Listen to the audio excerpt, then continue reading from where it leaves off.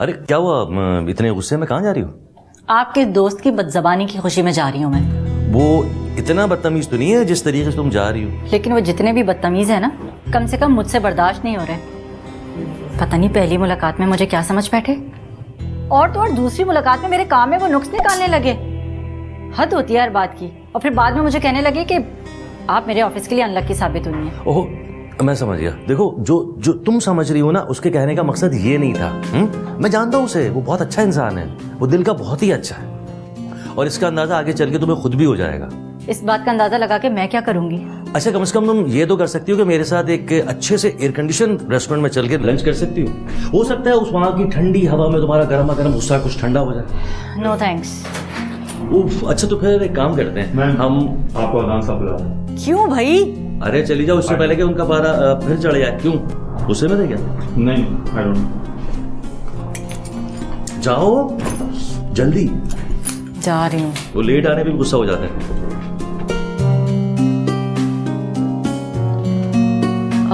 Mister आजान, आपने बुलाया था मुझे? जी नवीन, बैठिए। पूछ सकती हूँ बुलाने का मकसद क्या है आपका? लगता है कि आप अभी तक गुस्से में। दरअसल बात यह है कि अक्सर औकात में कुछ ऐसी बातें कर जाता हूँ, लेकिन मेरा हरगिज़ वो मतलब नहीं होता। अच्छा, फिर आपका क्या मतलब होता है, जरा वजाहत करेंगे आप प्लीज? जी नहीं, मैं वजाहत भी नहीं कर सकता। तो फिर क्या कर सकते हैं आप? देखिए नवीन, बिजनेस के हालात तो आप जानती, बहुत सारे प्रेशर्स हैं इस वक्त, स्ट्रेस है बहुत ज़्यादा। समझ लें कि एक जहनी दबाव का शिकार हूँ इस वक्त। अगर आप ये सब कुछ समझ लें तो आपको इस ऑफिस में कोई प्रॉब्लम नहीं होगी। आपके कहने का मकसद ये है कि मुझे एक सर फिर बॉस के साथ काम करना पड़ेगा?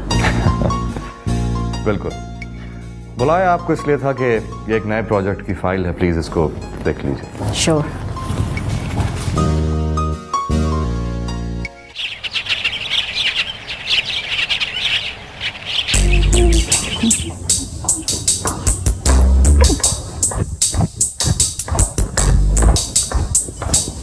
Good day ma'am. क्या? Good day ma'am. Oh manager, मैं तुम्हें जो काम कहा था वो कर लिया? जी हाँ, ये ले यहाँ के चंद बड़े बैंकों के क्रेडिट कार्ड और एटीएम कार्ड, और कुछ होटलों की और क्लबों की membership cards. Wow, that's nice. और कुछ मैम? नहीं, अभी के लिए इतना काफी है, तुम जाओ। ओके।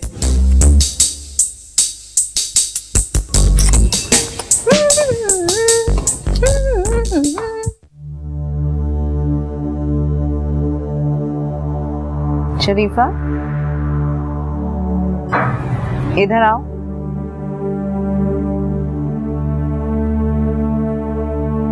क्या हुआ?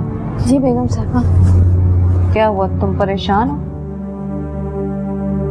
तो मैं सही समझ रही हूँ, तुम वाकई परेशान हो। सब ठीक तो है ना?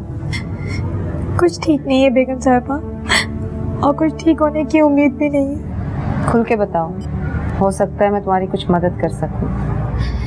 मेरा घर टूट रहा है बेगम साहिबा।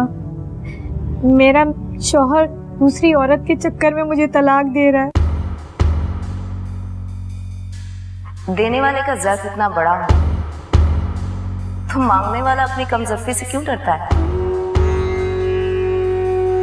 Person, she wants me to choose. तुम या बेना।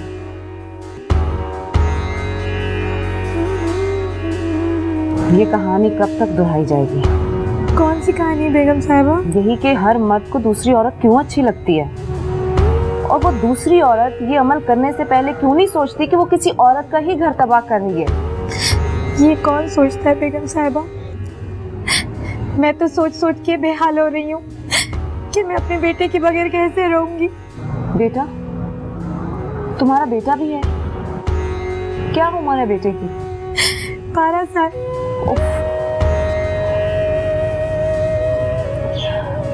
उसकी भी तो 12 साल ही थी। किसकी बेगम साहिबा? किसी की नहीं। अच्छा सुनो, काम खत्म हो गया है तो चाहो तो छुट्टी कर लो। छुट्टी करके क्या करूंगी बेगम साहिबा? आप मेरी इस मामले में कुछ मदद कर सकती हैं? जो अपनी मदद नहीं कर सकी वो तुम्हारी मदद क्या करेगी? तुम जी बेगम साहिबा।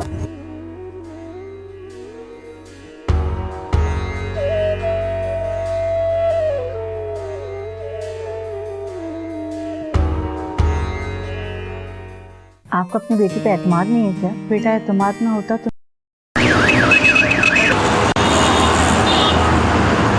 सर आपकी इनवॉइसेस हमें रिसीव हो गई हैं एंड बिलीव मी हम पूरी कोशिश कर रहे हैं कि इंशाल्लाह with in the next month आपकी पेमेंट जरूर क्लियर करवा दें। जी जी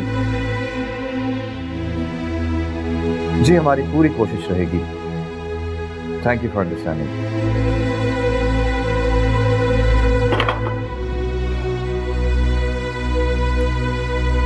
तुम्हारी भी उतरी हुई शक्ल देखकर अंदाजा हो रहा है मुझे।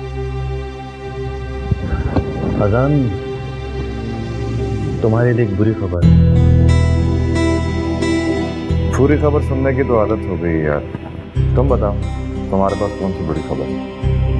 यार मैंने तुम्हारे बिजनेस को सहारा देने के लिए जो बैंक से लोन अप्लाई किया था वो रिजेक्ट हो गया। सर मेरे लिए तुम्हारे पास बुरी खबर यह है कि जो क्रेडिटर्स हैं उनका अपनी वसूली के लिए फोन आना शुरू हो गया। आसान, अभी भी तुम्हारे पास एक रास्ता है अपना बिजनेस बचाने के लिए। एक रास्ता? चलो एक रास्ता तो है ना, कोशिश करते हैं कि एक दो रास्ते और निकल आए। अस्सलाम वालेकुम मम्मी। वालेकुम अस्सलाम। आज तुम्हारे सारे कपड़े ना धुलवा कर सब अलमारी में रखवा दिए, बस ये 2 सूट रह गए। क्या बात है, बहुत थकी हुई लग रही है। नहीं मम्मी, अंदाजा ही नहीं था कि पहले दिन ऑफिस में इतना सारा काम होगा। यानी बहुत मसरूफ ऑफिस है। नहीं मम्मी, मसरूफ तो नहीं कह सकते, लेकिन हाँ बहुत सारे पेंडिंग के कुछ काम थे। ऊपर से वो पिछले आर्किटेक्ट का भी इतना सारा काम था, वो सब मुझे देखना पड़ा है, वो भी नए सिरे से। तुम मुतमईन तो हो ना नई मुलाजमत से? हाँ मम्मी। क्यों, आप ऐसा क्यों पूछ रही हैं? दरअसल बेटा ये टीवी में और अखबार में पढ़ती रहती हूँ ना, तो बस अजीब सा दिल हौलता रहता है। क्या हो गया मम्मी, आपको इजी हो जाए? ऐसी कोई बात ही नहीं है। आपको अपनी बेटी पे एतमाद नहीं है क्या? बेटा एतमाद ना होता तो मैं तुम्हें मुलाजमत करने देती। एक बात याद रखिएगा मामी, आपकी बेटी आपका एतमाद कभी नहीं तोड़ेगी, आपको कभी शर्मिंदा नहीं होने देगी। मुझे तुमसे यही उम्मीद है बेटा। और क्या बात है, खाली बातों से पेट भरने का इरादा है? अपनी बेटी को चाय के लिए नहीं पूछेंगी आप? हाय हाय, मैं अपने बच्चे के लिए चाय बना के लेके आती हूँ। अच्छा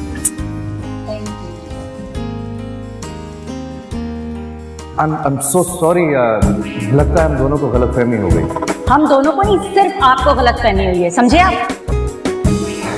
दरअसल बात यह है कि अक्सर औकात में कुछ ऐसी बातें कर जाता हूँ, लेकिन मेरा हरगिज़ वो मतलब नहीं होता। अच्छा, फिर आपका क्या मतलब होता है, जरा वजाहत करेंगे आप प्लीज?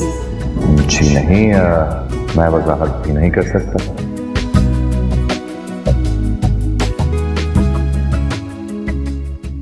तुमने अपने पहले शौहर को नहीं बख्शा, फिर मेरी जिंदगी बर्बाद की और मेरे बाद अपने तीसरे शौहर की भी जान गंवा दी। तुम औरत नहीं, नाकनो नाकन।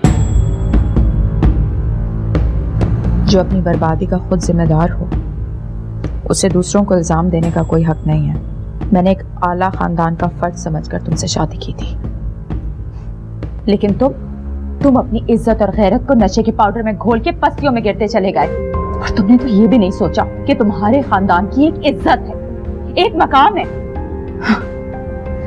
और ना ही तुमने कभी अपनी बीवी और बच्ची के बारे में सोचा। मैं मानता हूं कि गलत सोसाइटी में रह के मैं नशे का आदी होता चला गया, लेकिन तुमने मेरे साथ क्या किया? मेरा सारा बिजनेस, मेरी जायदाद, हत्ता कि मेरी औलाद भी मुझसे छीन ली तुमने। औलाद?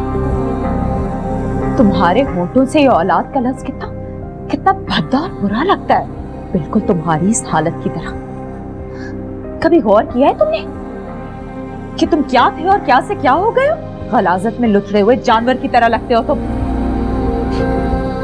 जो बदकिस्मती से खुद को इंसान कहता है। और हाँ, अगर मैं तुम्हारे बिजनेस को टेक ओवर ना करती ना, तो आज तुम्हारी औलाद भी तुम्हारी तरह किसी कूड़ेदान में पड़ी होती। कूड़े जैसे इस माशरे में क्या वक़्त होती है किसी की?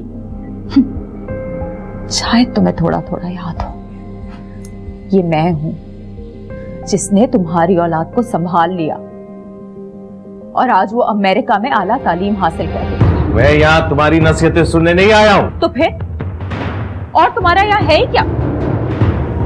मुझे कुछ पैसे चाहिए। बस बहुत दे चुकी हूं तुम्हें रकम, अब तुम्हें और कोई पैसा नहीं मिलेगा। इसलिए बेहतर है कि तुम अपना बदबूदार वजूद लेके यहाँ से दफा हो जाओ। मैं ऐसे नहीं चाहूंगा, मैं भूखा मर रहा हूँ और तुम यहाँ मेरे पैसे पे अय्याशी कर रही हो। तो तुमसे किसने कहा था कि ऐश और इज्जत की जिंदगी ठुकरा कर तुम अपने मुकद्दर में धुआं भर लो? ये गैरती, बेहिसी और कमीनगी का धुआं। इससे पहले कि तुम्हें धक्के देकर यहां से निकालूं, यहां से चले जाओ। देखो तुम अच्छा नहीं कर रही मेरे साथ, प्लीज। मैंने क्या किया है तुम्हारे साथ? मैंने क्या किया? तुमने खुद अपने साथ अच्छा नहीं किया। और सुनो, फालतू वक्त नहीं है मेरे पास तुम्हारे जैसे ड्रग एडिक्ट से बहस करने का। हाँ तो बहस क्यों कर रही हो? कौन कह रहा है? मैं तुमसे मांगते ही कितने पैसे हो? सिर्फ अपनी जरूरत के लिए तो कहता हूं, और मुझे कोई दे देने से तुम्हारा बैंक बैलेंस तो कम नहीं हो जाएगा ना? आखिरी बार दे रही हूं, दोबारा यहां का रुख करने की जरूरत नहीं है।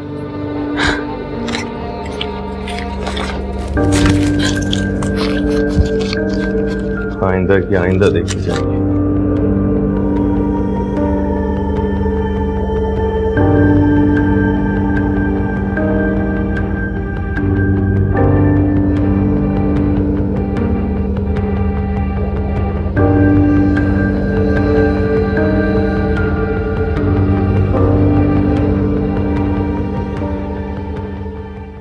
फिर भी वो बगैर